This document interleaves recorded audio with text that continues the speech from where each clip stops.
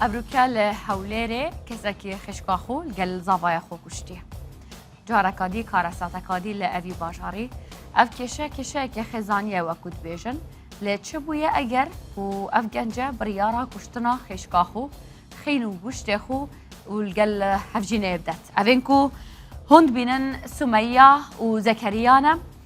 دو جنجن هفجينن هفبوينا براوي فيس بيدي تشوي سر مالاوان زكريا كشتيا دناف مالدا سمية جل بردري مال كشتيا اف كيشيا كيكفنا دماوي صالة كتنا برا خزانن هردو كان دا مدافر كلس نافا برپرسيار سلفه مجاري آخفين هر پشتیکو اف رودانه چه بوی لهوله سروک وزیر هرما کردستانه بریار داکو همی جهن فروتنا چک بهنا گرتن چکم به مولات کمپین دست بکن بو گرتنا چک یک جه صدمن زود روزبونا اوان بو یران اف چکه به مولات اف چکه برالای یکو دناوا خلکی دا بلاف بوی کمپین حتی بریا چند دقیقه آنجی والسرکرانه دیتن کو بردوامن بو گرتنا اوان جهن کووان چکان دفروشن کارسات او چک برای آنلاین جی تفروتن کارسات او دماکو چک که مولت پیدای جیل مال دا هبیتن کو توان به بهنه انجام دان اواره کادور و درجی و گنگشه دم بگومان گنگشه الگلکین الگل برزان مهوان من افریکین برپرسیار برز ریان روستم هفجینا وی کسیه یکو کشتن کری آنکام جرد بیشن مدبار بو کشتنا خشکاخو و زكريا كو هرد بيتا خشكا زكريا يجي ابروكا جانه خوش دست دايم برز رستم جبرائيل باب زكريا اوجي دلقل ما بيتل قل برز بالان بو محمد علي جيجري سروكي كوميتي الجنان افخوا سايشا انجمن خوجهي مهوان ميل سر مساله تشكي بمولت كو اما يكشوان مجاران هن همي بخيراتن قلق سباس ياكو از يعني دخوازم سر بعض مجبلي مسألة تشكي أو كو مسألة جواكينا از ظانم أفا جلكش ميجت نوا خزانان دا هنا جلك ميجف عادته هيا نوا جلك باجارين هرما كردستان يانجي ين هر پاچکا كردستان دما كو دخوازن كيشه كي چاره سر بكن بجنه كي چاره سر دكن دبجن ما بيش أفي كيشه و مهندكش داينا أفي ماله براسيل فيري جبلي مسألة كو جن بدا قرباني كيشه كي چاره سر ناكت وكيا أفرو من ريان خان ما دست بأكم ريان خان خوتان خوش بن أزانم يعني الرنجة لهمو كسيك زياتر خود زرر منديت أو كسيك كبرياري داوة براكت لقل براجنا كت بكوجي هر هاوسري خوتا أتوانم بزانم يعني دواين جار كهاوسري خوت بيني چون بو وضعي چون بو چي روي داوة بو چاو برياري داوة دەست خۆشاییان خان خوا لە هەمووان خۆش بیتن مردن ساعت هەشت و لە مارە چۆ دەرێ مردی من فەلاحە بەنای ئەوە چۆ دەرێ لە مارێ گوتی قای مۆشتم لە گومرجەیە دەچم ئەوان دەیمەوە قچەکم پێ دەچی دێمەوە ئەنی ئاخر جارکە مردی خۆم دیت ساعت هەشت سبێنێ لە مارە ڕۆی باشە هیچ شتێک ڕوویدا بوو دوێنێ ئەم بەیانیە نەخێر هیچ شتێک ڕووی نەدابوو خۆی مەوزوعەکە لە هەفتەی 2021دا شەڕ دەمەقارەمان هیچ نەبوو خۆی مەوزوعەکە لە هەفتەی 2021 ڕوویدا ئەو برام و ئەو کچەیەکتریان خۆشویستە و بەنیەتە شپاک هیچ شتێکیانە لە بینی نەبووە تەنها ئەوە بوو یەکتریان خۆشویستە و دوایش مشکلە گەورەتر بوو ئەوە بوو سڵحی عەشایری هاتە گۆڕێ سڵحی عەشایری ما کرد سڵحی عەشایریش باوەی پێکاتن باشە پێکاتنەکە لەسەر چی بوو سڵحی عەشایری لەوەی پێکاتن سێ ژنان بدەن لەسەر سێ ژنان بوو آخر يعني سێ ژنان بەرامبەر بەچی ئەم بەخۆم ئەمن و خوش بەرامبەر بەوەی چیژەکە بدەنە کوڕەکە و تەواو باش خۆت یەکێک بوو لەو کەسانەی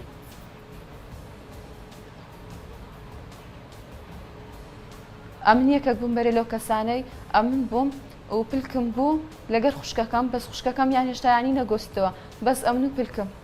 تەمەنە چەند بوو ئەمن ئێستا تەمەنم 20 ساڵە و لەگە پلچیشم هەردووکمان حەملمان هەیە یعنی هەردووکمان هیچ مشکلەمان نەبوو لە مارێ ئەو کوڕەش سبەینە لە مار مێردم توشتە دەری هیچ مشکلی نەبوو. باشە یعنی پێش ئێستا هاتوچووتان هەبوو مێردە هاتوچووی هەبوو لەگەڵ خوشکی هاتوچووی ماری مێردم لەگە ماری بابم تەنها هاتوچووی مێردم لەگە ماری بابم ئەوە بوو ئەمنی دەهیناوە هەموو کەسەشی دەستۆ ماری باب ئەمنی لە پێش دەرکەی دادەنا ئەمنی لە پێش دەرکە هەردەگرت. ئەی لەگەڵ خوشکی چۆن بوو لەگەڵ سومەیا چۆن بوو؟ ئەو ڕۆژ قسەی لەگەش سومەی نەدەکرد نە قسەی لەگە سومەیە نە لەگە زەکەریای نەدەکرد بە هیچ نەوەک ئەوانیشی نەدیت بوو. ئەو ڕۆژ هایتا زیاتر ئەوان ئەو وردەکاریانە زیاتر بابووان دەزانن لەبەرەوەی من ئەو کاتێ ڕووداوە لێن دەرنەبووم شایان خان من ئەمن لایەن لە ماری خۆم بوو. باش من بەس ئەوە ویست پاشان مێردی منیش لە مارێ لەگەرە من هیچ حیبەچی نەبوو. باشە مێردی من لە مارێ لەگەرە من هیچ حیبی نەبوو تەنها مامیوان ئەو ئیشیانیش پێ کرد. بۆچی هەستەکەیت کەسێکی لە وازیان لێ نەیناتە پێیان کرد. کەسش ئەخر شایان خان ئەم مێردی خۆم ماری خۆم باش دەناسم چۆن پێیان کرد مێردی من لەکنە من دەست لەسەر قورئان دادەنا سوندی دەخوارد لە ماری لەکنە من دەست لەسەر قورئان دادەنا سوندی دەخوارد دەیگۆ من حاقم پێیان دانیا من سوڵحم کردیە من حاقم پاشە مێردی میش خۆندە گەورە نییە هەر لە بن سەریان خین هەموو مامیوان بوون. تەمەنی چەندە؟ 21 سارە. باشە 2001 باشە ئەمە تومەتێکی گەورەیە بەرامبەر بە مام و ئامۆزاکانی بچی ئەو قسەیەکەی بچی ئەڵێ ئەوانە پێیان کرد زۆر ڕاست دەکەی شایان خان تۆمەتەکی گەورەیە بەس تۆمەتە گەورەکە زانی لۆچێ لەبەرەوەی ئەوان کە مێردی مسبەینە هاتە بەسە ماری داکمی دادایە و براو براژنینی کوشتیە و هێشتا ئەمامیوان لەو لای تهدید لە من دەکەن جنێی نەشیاوم پێ دەدەن کلاشکۆفمی ڕادەچێشنەوە ئەی ئەدیگە ئەوان لە پشتی نەبن چێ لە پشتیتی بۆچی تۆ حەقت چییە؟ تۆ ئەسڵەن لە تۆش کوژراوە برایەکەت کوژراوە یعنی بۆ تۆ شتێکت کردووە؟ برام ئەمن لەبەرەوەی برای ئەوە خوشتی ئەو کوڕیمەت هەر ئەوەندەیە بەس ئەوەیە باشە ئەوانەش بەشێک نەبوون لە سۆڵح عەشایریەکە بەس ئەوەیە تووشی خوشتی سڵحی عەشایریەکە مەلای گوندی مەلا سەباح گاینجی و لەگەر یەک دویت کە بوون سڵحی عەشایریان پێکینە. مامەکانی لەگەڵ ئەو سڵحە نەبوون؟ مامیوان ڕۆژی خۆی لەگە ئەو سڵحە بوون بەس مامیوان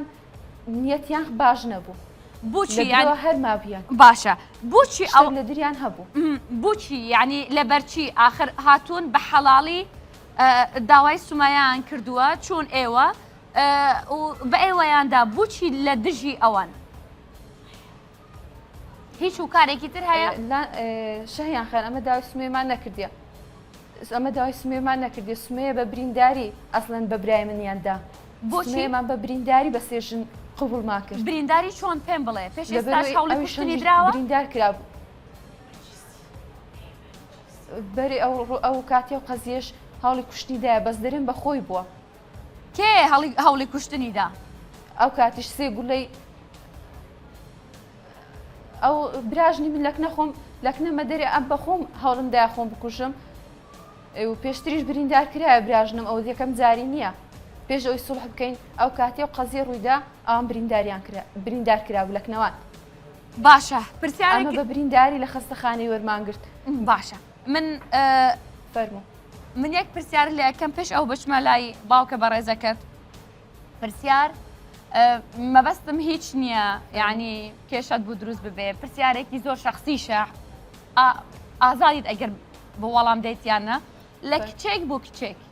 تۆ ڕازی بوویت بەو سڵح عەشایریە دانیشت بوویت لە ماڵەوە بە تویان وت ئەبێ بدەین بە کەسێک بەرامبەر بە پاراستنی سەلامەتی برایەکەت سەرەتا خۆت خۆشکت و پلکت ڕازی بوون بەوە یان ئاسایی بوو بەلای ئێوەوە دەتانویست بەرامبەر ئەو سڵح عەشایریە بن بەلامانەوە ئاسایی بوو بەلامان ئەمە ئاسایی بوو بەلامانەوە بەس گوتمان سڵح بکرێ و خین نەڕژێتن هەر سێکیشمان بە ڕەنزامانی خۆمان مارەکراین بەبێ هیچ هەڕەشەک و هیچ چەکەک و هیچ قسەچیش. بۆچی هەستەکێت خوێن دەڕژا؟ ئێستاش برای من ئەو کاتیش ئەوان ڕانەدەوەستان بەسەر ئەو کاتی بەسە ماری باپیرمیاندادا بەسە ماری مێیاندادا بەس ئەمە ئەو کاتی لە ماری نەبووین. ئەی خوشکە بچووکەکە تەمەنی چەنە؟ خوشکە کچەکەم 14 ساڵە مارەکرەیە. 14 ساڵە مارەکرایە بەرامبەر بە بەس هێشتا ئەویان نەگۆستیتەوە. سڵحی عەشایری بەرامبەر بۆی خین نەڕژێ 14 ساریەک بەوەی گوتی بەس خین نەڕژێ بەخۆی قبوڵی کرد مارەی بکرێت. آخر قبوڵی کرد تەمەنی 14 ساڵە یعنی چی قبوڵی کرد؟ بەخۆی قبوڵی کرد. باش لەگەڵم ببێنە. ماری بابی من ئەو نوع کەسان نینە بە سڵح فەرموو. سپاس دەکەم ڕەیانگیان من ئەچمە لای باوکی زەکەریا زۆر سپاس دەکەم کاک ڕۆستەم خۆتان خۆش بن. ئەتوانێت پێم بڵێت ئەم بەیانیە ئەزانم زۆر تووڕە بوویت حەقی خۆتە کوڕێکت لە ماڵەوە شەهید کراوە گیان لە دەستداوە لەگەڵ بووکەکەت ئەتوانی پێم بڵێت بۆچی دوای سڵحێکی عەشایری دوای زەواجێک دوای ئەوەی کە دوو کەس دووگیانن ئێستا بڕیاری کوژرانی ئەوانە درێ بۆچی ئەمڕۆ کوڕەکەت لەگەڵ بووکەکە کوژران؟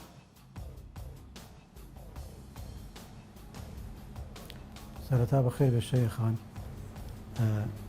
بدایەتی ئەمە سوڵحمان کرد سوڵحی عەشایری بوو تێگەیشتی سوڵحی عەشایری کرا بە سێ ژنان فی سەبیللای ئەوانە نەکوژرێن خین نەڕژێ ئێستا ئەوانە سێ ژنیان وەگرت ئەوە سارێک و قسوورە سوڵحەکە کرایە سەرەتای ئەو ڕۆژ هاتینە لە مالێ کوڕەکەم بوو کەمیان کوشتیە تێگەیشتی ئەوە ڕای ڕاستەکە بوچی بوچی کە سەڵحتان کردووە بوچی ئێستا بڕیاری کوشتنی ئەوانە درێ وڵا ئەوانە دیارە شتشانت لێ خۆی مایە ئەگەنا ئەوانە سوڵحیان کرد سێ ژنیان وەگرت ئەت کو دەبی لە پاشم لە بێ ئەوانە بکوژی وەیە یان نا شتی وا دەبی سوڵح بکەی سێ ژنیش وەگری ئەدەوە غەدەشی گەورەیە و نەحەقێکی گەورەیە داواکاریم لە حکوومەتی هەرێم لە کاک مەنسوور بە تایبەتی ئەو کوڕی منیە کوڕی ویە داوا دەکەم لێ لە جەنابی ئەو کابرا بژێرێ سێدارە بدرێ وەبی جەرجی کەست کە نەستێنن مالی کەست کە خران نەکەن ئەو نەوع کەسانە لەبەر چاوی خەڵک ئیعدام بکرێن نێهێلن باشە نەچن لە سزن قەولەویکەن و نانی بدەنێ و ئەو نەوع نامینێ لە سەر دنیا باشە ڕاستی کاک ڕۆستەم چونکە ئێوە یعنی باوکی ڕەیانن باوکی کچەکەی ترن ئەوەی کە ئەویش بەشودراوە مارە کراوە بەڵام نەگوازراوەتەوە ئەتوانی پێم بڵێت ئەو کاتە سڵحەکە لەبەر چی کرا؟ سڵحەکە سەبارەت بەسەر لەبەر ئەو دوو کەسە کرا ئەو دوو کەسە خینیان نەڕژێ بۆچی هەڵ ئەڵێن خێن ئەڕژێ یعنی هەستانەکەن هەڕەشە لەسەر زەکەریا و سومەیا هەیە؟ ئەوانە دانگۆمە خۆش نابین هەرەشان دەکرد دانگۆمە خۆش نابین خۆش نابین چی لە ڕێی مامۆستای مەلا سەبع گوندی لە ڕێی ڕدێن سبی خۆش نابین چی ئەکەن ئەگەر بڵێن لێیان خۆش نابین چی ئەکەن؟ ئەوانە دانگۆ خۆش نابین بیدایەتی پێش سولح یعنی هەڕەشەی کوشتنیشیان دەکرد نابین دوای لە ڕێگای ئاڕژەی کوشتنیشیان دەکرد کوشتنی کێ قەتحیان خۆش نابین دوای مامی بە ناوی کەمال کوشتی ئەو دوو گەنجە باشە زەکەریای کوڕم و سومەیە باشە تۆ پێم بڵێ مام ڕۆستەم من ئەزانم تۆ بۆ کوڕەکەت بۆ سومەیە بڕیاری سڵحی عەشایریتدا بڕیارتدا کچە بەێ ڕەیان تەمەنە چەندە؟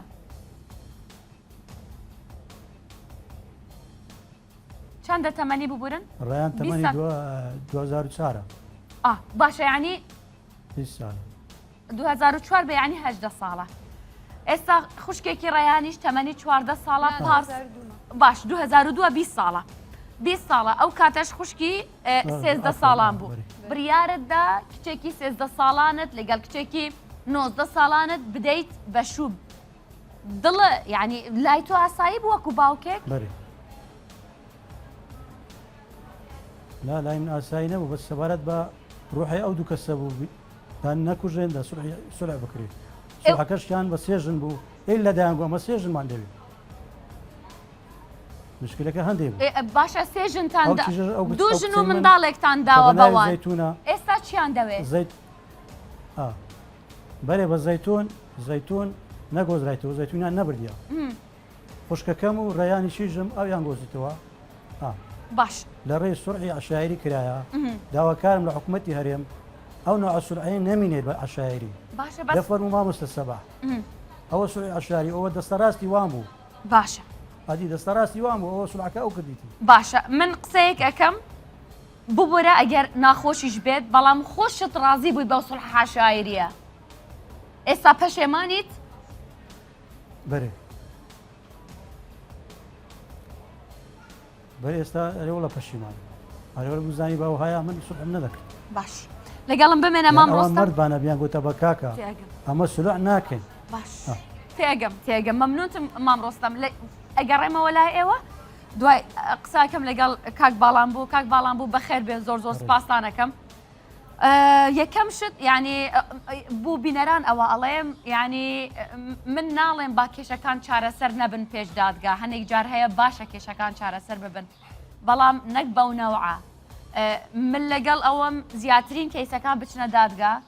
پێش ئەوە چارەسەر بکرێن بەڵام ئەو سوڕحا شاعریە ئێدە ئێستا چی بکەین کەرەمکەن مناڵێک لەگەڵ دووژن ئێستا چەند ماڵ وێران بووینە لەبەر ئەو سوڕحا شاعریەی کە ئەنجامیشی هەر ئەمە بووە هەر کوشتم بووە ئەنجامی کاک باڵام بوو یەکەم شت تو ببوورە وەکو پەرلەمانتەرێک لە یاسا ئەزانیت ئەمەیە بزانم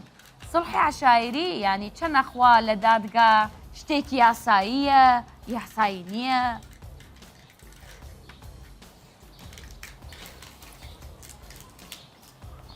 بەناوی خوای بەخشندە و میهرەبان سوپاس بۆ ئێوەش ڕۆحی ئەم قوربانیانە و سەرجەم قوربانیەکان شاد بێ و بە هیوام ئەمە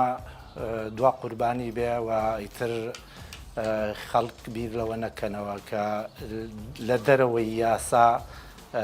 کێشە و گرفتەکانیان چارەسەرکەن بەڵکو بۆ چارەسەرکردنی کێشە و گرفتەکانیان پەنابەر نەبەر دادگاکان و بۆ ئەوەی پاڵپشتی یاساییان هەبێ و یاسا بتوانێت پشتگیریان لێ بکە. بەداخەوە لە کۆمەلگای کوردەواریە ئەم بابەتەوە ئەم جۆرە سوڵحا هەر هەبووە و تا ئێستش بەردەوامە ئەم جۆرە ڕێککەوتنەوە توانین بڵێن ئەم جۆرە سوڵحا بۆ سەردەمانێک لەوانەیە گونجاو بوو بێ کە دنیا پێشکەوتنێکی وای بەرچاوی بەخۆیەوە نەدی بێت و یاساکان بەو شێوەیە نەبوو بن کە ئێستا گشتگیرن و ئەتوانم بڵێم سەرجەم بابەتەکان ئەگرنەوە. دیارە مەسەلەی سوڵحی عشایری مەسەلەیەک نییە کە بڵێن نایاسایی بێ ئەمە بگرە لەوانەیە بۆ یارمەتیدانی دادگا بە ئیسفادە بێ بەس ئەمە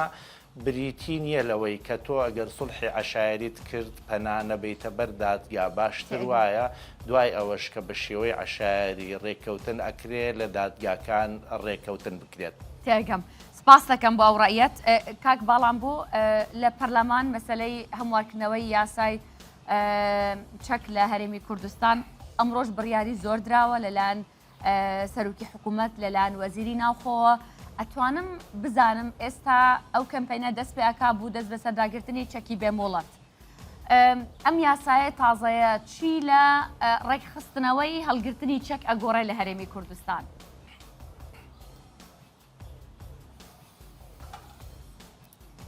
دیارە بڕیاری ئەمڕۆی بەڕێستەرۆکی حکوومەتی هەرێمی کوردستان بڕیارێکی خراپ نەبووە هەرچەندە هەندێکی پاڵپشت بە یاسایە و هەندێکی شیلەوانەیە بڵێم لە یاساکەدا بە شێوەیەکی کە هاتووە ئەگەر ئێمە بگەڕێنەوە پێشتر ئێمە یاسای ژمارە 16 ساڵی 1993مان هەبووە کە ئەم یاسایە بەرکار بووە هەتا ڕۆژی 28 چواری 2002 کە یاسای ژمارە 2 ساڵی 2022 دەرچووە لە ڕۆژنامەی وەقایعی کوردستان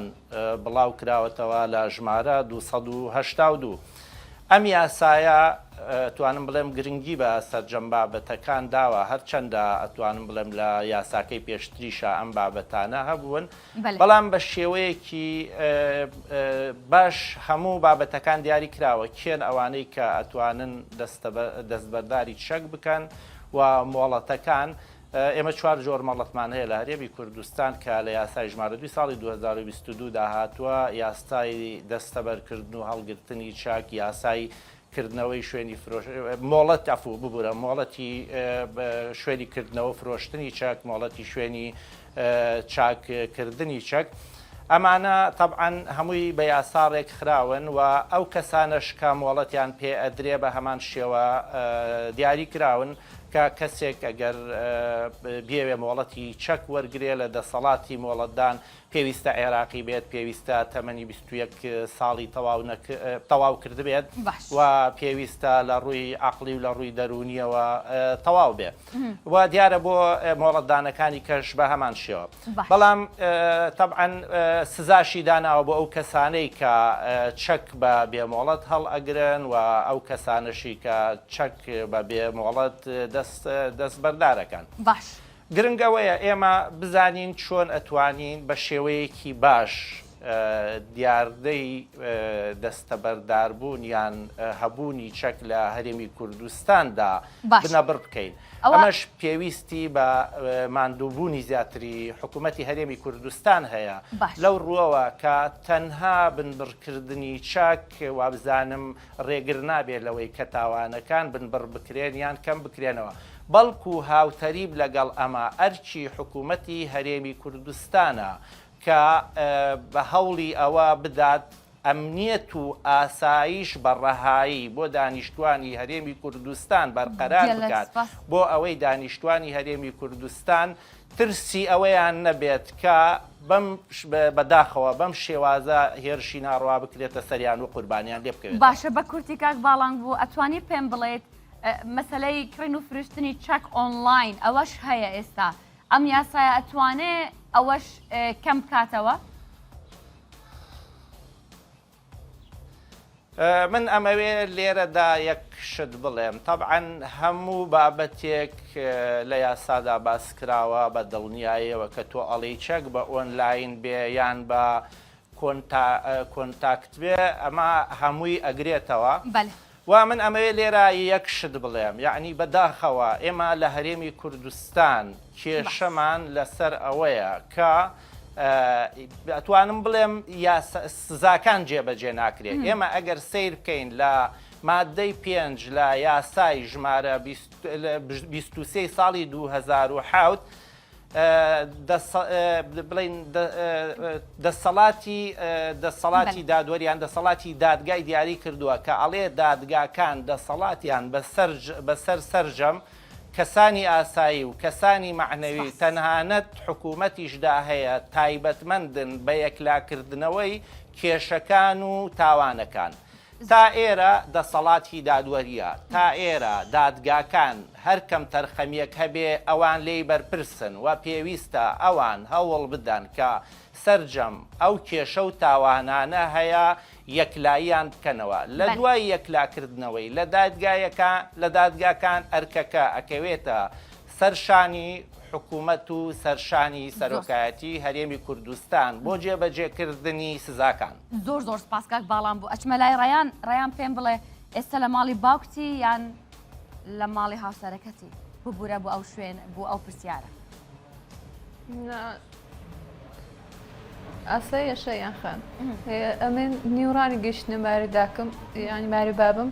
بەسەر هەر ئەوەندە پێڕاگەیشتن بەسە قەبران ڕاگەیشتین و مردیم نیش 2 ڕۆژە دەمانچەی کڕە 2 ڕۆژە کڕیوە دەزانیوان پێیان کڕی بەری دەزانم زۆری دەمانچەکەش تازەکەی دەرێ چۆن ببوورە؟ زۆری دەمانچەکە کلۆک بوو لە خەبات کڕی کلۆک بوو لە خەبات دەمانچەکەی کلۆکڕی لە خەبات کڕی بە چەندی و پیاوی من یەکەم زاوشتم بە 21 وەرەقەی کڕی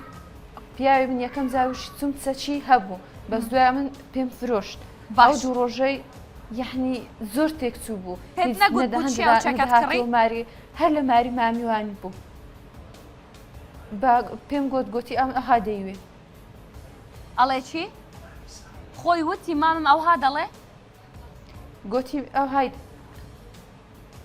ئەوهای دەوێت یعنی ماری من ئەوهای دەوێ گوتی مامیوان پێیان کرد سادات مام سادات چیان دەوێ چیان دەوێ ڕێیان گیان مامیوان ئەویان دەی شەهیان خان کوڕی باخنە ژۆری و هەڕەشەشیان دەکرد سبەینێ و هێشتا هەڕەشیان پاش ئەوی هەڕەشیان باشە ئەو کاتە تەلەفۆنت بوو باوکە نەکرد بوو بران نەکرد کردی کاکە مێردم وا ئەڵێ تەلەفۆنتان بۆ برام بووکێت کرد تەلەفۆن ڕاستی شەیان خان تەلەفۆن ئەمن سەعات هەشتنی مێردیم لە مارە چۆ دەرە گوت دەچمە گومرجی ئەزانم ئەڵێ ئەوە دوو ڕۆژە چەکی کڕیوە و دەڵێ مامم ئەوها دەڵێ بە باوکت نەگوت ناری مامم ئەوها دەری مامیوان پێیان کڕی بەس لەکنە من دەرێ ماری من ئەوهای دەوێ ئەها باشە یعنی نەیوتووە مەبەستی چێ لەو کڕینە چەچی کڕیە ئەوڵا شایان خان لەکنە من دەرێم قەت ئەویشە ناکەم ئێستاش یعنی سرم سومە کو لە پشتۆ چەقوی لێمدا کو لە پشتۆ لە پشتۆ گوتێ من ئەم نواتمە گومرج دوای ڕووداوەکە لە ماری بەونە سەد کردووە لەگەڵی نەخێر قسەم نەکردی لەگەری دوای ڕووداوەکەش سەحات دەوری دە و هەندێک بوو خوشکم تەلەفۆی لۆ کرد گوتی مێردت هات هەردووچیانی کوشت و هەرات پاشان هیچ کە خەبەرم لێ نییە پاشانیش مێردی من یعنی نازام ئەو دوو ڕۆژەی چ مەقسەدەچیان لە بسەری بوو باشە نازام لۆ پێیان کڕیەوە ڕایان گیانەوە چەند هیچ حیبینە باشەوە چەند مانگە دووگیانیت نزیکەی 5 مانگە باش ڕایان گیان تو لە هەمویان زیاتر هەستەکەم ینی بەڕاستی زەرت کردووە دەرونیت کردووە براکرد لێ کوژراوە و دووگیانیت و مێردیشە ئەوهایە بەڕاستی زۆر پێم ناخۆشە لە وەزعایت مەمنونتم ئەمڕوو لەگەڵمانیت خۆتان خۆش بن زۆر سپاس دەکەم کاک ڕۆستەم ئەم جارە چتە دادگا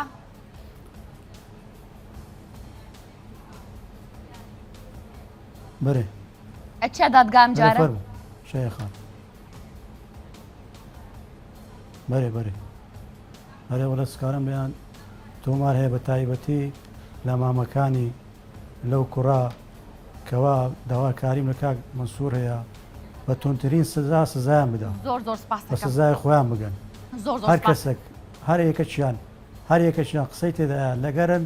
هەر هەمیان بگیرن زۆر سپاس دەکەم مام ڕۆستەم خۆتان خۆش بن زۆر سپاس کاک باڵام بوو سپاس ڕیانگیان سپاس بە هەواژێ بەرپرسیارایی ڕوو